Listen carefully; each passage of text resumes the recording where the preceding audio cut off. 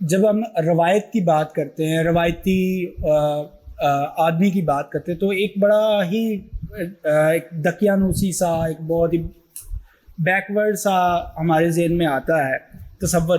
تو یہ جو اب ماڈرنزم میں ہم جی رہے ہیں، کوئی ایک روایتی انسان ماڈرنزم میں جی رہا ہے، تو وہ کیسے جو ہے وہ روایتی بھی رہ سکتا ہے اور ماڈرن بھی ہو سکتا ہے؟ یہ کیسے ممکن ہے؟ روایتی انسان اور جدید انسان. اچھا، جدید انسان کی ایک سینس وہی ہے جس کو ہم یہ کہہ رہے تھے کہ ہم چونکہ ایک جدید دور میں جی رہے ہیں اس لیے ہم جدید ہیں. ٹھیک ہے، اس سینس میں تو ہم جدید انسان ہی ہیں، سب لوگ ماڈرن ہیومن بینگ ہی ہیں. لیکن یہ ہے کہ اس نے ہمیں خاص طرح کے کچھ اقدار یا پرنسپلز دیے ہیں جدیدیت میں. تو اگر ہم ان پرنسپلز کو ترجیح دے دیتے ہیں ان اصولوں پر جو ہمیں روایت سے ملے ہیں، تو پھر ہم جدیدیت پسند انسان بنیں گے. تو یہ ممکن ہے کہ آپ اپنی وضع میں، یہ ممکن ہے کہ آپ اپنے ماحول میں ایک جدید انسان ہو، لیکن آپ اپنے افکار میں، آپ اپنی فکر میں، آپ اپنے اصولوں میں روایتی انسان ہو. وہ اصول کیا ہیں؟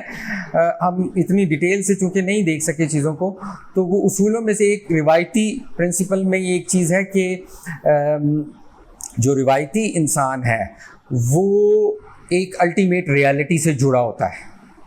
وہ ایک خدا سے، یا وہ اسپرچولی اس دنیا میں رہتے ہوئے بھی اس کا ایک کنیکشن ہوتا ہے اعلیٰ ہستی سے، برتر ہستی سے، خدا سے.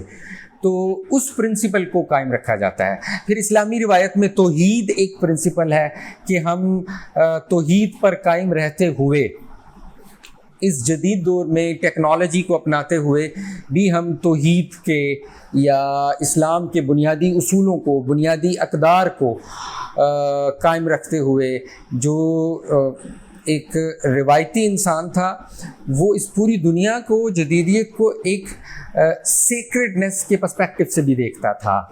انچینٹڈ ورڈ تھی جو قدیم دنیا تھی. تو جدید دنیا بہت زیادہ سیکولرائزڈ ہے. سیکولرائز کا مطلب یہ ہے کہ یہ اس الٹیمیٹ حوالے کو، روحانیت کو یا انچینٹمنٹ کو اس نے ڈی سیکولرائز کر دیا ہے اس دنیا میں.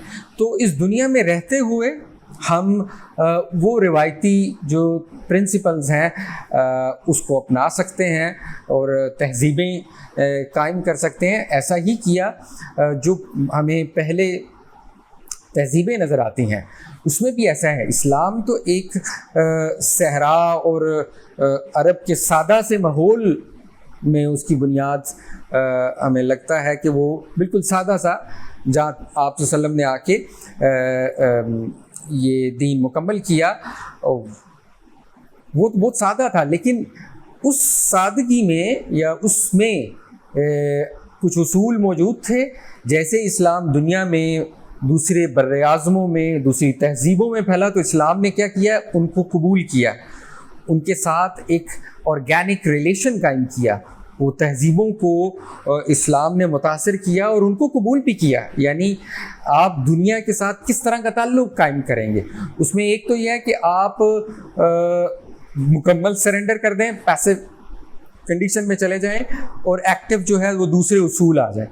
دوسرا یہ کہ آپ اصولی طور پہ ایکٹیو ہوں، اور معروف اصول ہے خذ ما صفا ودع ما قدر، کہ آپ جو چیز بہتر ہے دوسری تہذیبوں میں، دوسرے کلچرز میں، ان بہتر چیزوں کو جو مطابقت رکھتے ہیں. یہ اسلام کی اس روایت کے اصول ہیں کچھ، کہ کس طرح ہم چیزوں کو لیں گے، تطبیق کیسے پیدا کی جائے گی یا توفیق کیسے پیدا کی جائے گی اس جدید دور کے ساتھ بھی، اور پہلے بھی جب اسلام دوسری تہذیبوں میں گیا، دوسرے کلچرز میں گیا، تو ان کے ساتھ جو اسلام نے انٹریکشن کیا، اپنے اصولوں پہ قائم رہتے ہوئے چیزوں کو قبول بھی کیا اور پھر ان کو ڈیولپ بھی کیا. تو آج بھی ہم ایسا ہی کر سکتے ہیں اور ایسا ہی کرنا چاہیے.